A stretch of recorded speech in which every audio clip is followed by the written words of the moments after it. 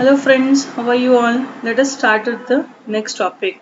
Already we have seen about the public expenditure of definition of that and the difference between public and private expenditure.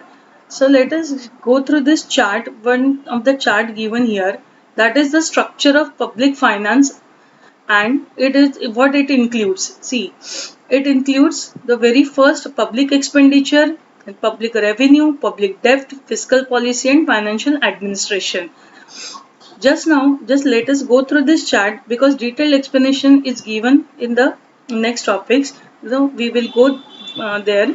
But first, let us start with the first topic, that is public expenditure. It is divided in revenue, capital, developmental, and developmental expenditure. Then the public revenue from which the government will earn, that is tax and non-tax. And the tax is again divided in two parts, that is direct and indirect tax. Direct, it will give proportionate, progressive, and regressive tax. Indirect tax, GST, only one tax is there. Then the non-tax. In the non-tax revenues, fees, prices of public goods, special assessment, fines and penalties, gifts, grants, special levy, borrowings, all come under this non-tax revenue. Then the public debt, that is internal and external. Fiscal policy. Fiscal, it always relates to the monetary policy. Again, it includes public expenditure, public revenue, and public debt. And the last one is financial administration. It includes revenue expenditure and debit policy for overall growth of the country. Let us go through in detail about the public expenditure. That is the very first part. It is that expenditure which is incurred by the public authority. See, public authority, it includes central, state and local bodies for the protection of their citizens, for satisfying their collective needs and for promoting their economic and social welfare. That means each and every government, they has to perform these functions. That is, the very first is the protection of their citizen, and then the satisfaction of their people. Okay, satisfaction of the wants of the people, and for that even their social and economic welfare also. For this, public expenditure has to be done. What is given here, the modern government not only perform the obligatory functions such as defense and civil administration, but also perform optional functions for promoting social and economic development of their countries. And that means modern governments nowadays has to follow obligatory as well as the other functions also. Let us see the classification of public expenditure. The very first is revenue. Revenue expenditure, it is for incurred carrying out day-to-day function of the government departments and various services. It is incurred regularly. That means this is the regular expenditure which has to be performed by the government, and therefore it is known as a revenue expenditure.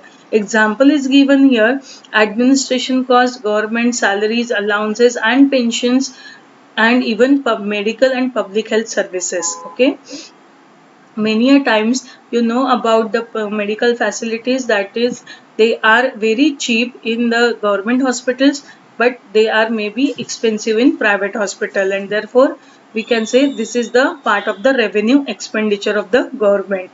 Then the capital expenditure. Capital expenditure of the government is the expenditure for progress and development of the country. For example, huge investment in various different development projects, loans granted to the state and government companies, repayment of government loans, and etc. As such, government make a huge investment in some project, and after that the revenue is collected on the regular basis. That is known as the capital expenditure. See, capital expenditure is always done to create an asset for the government or as well as anyone. We can say that. Here I can give you an example of the Bandra Worli ceiling that has been constructed by the government, and the toll that we are paying for that, it is the revenue generated from that. Okay, so that is the expenditure done, that is the huge expenditure done by the government on this project. Okay, the next one is developmental expenditure. It is the productive in nature. That means some productive, that means something we can get from this development expenditure. The expenditure which results in the development, see what is given here, the expenditure which results in generation of employment, just like the project, metro project, now monorail project, all this is done to generate the employment, increase in production, price stability, etc., is known as developmental expenditure. Due to such developmental expenditure, definitely economy will grow.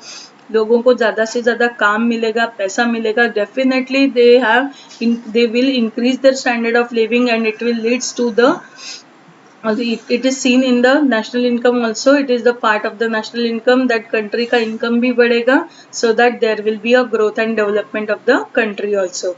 Then the non-developmental expenditure, on the other hand, government expenditure which does not yield any direct productive impact on the country is called non-developmental expenditure.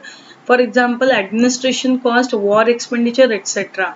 See, if the war happens, there is so much of huge expenditure has to be incurred during the time of the war, and these are totally unproductive because war is always a disaster, because it is not a good thing, and therefore each and every government try to avoid the war. Each and every country, they don't have the war, so that because it always not in a good situation. Okay, so these are the non-developmental expenditure.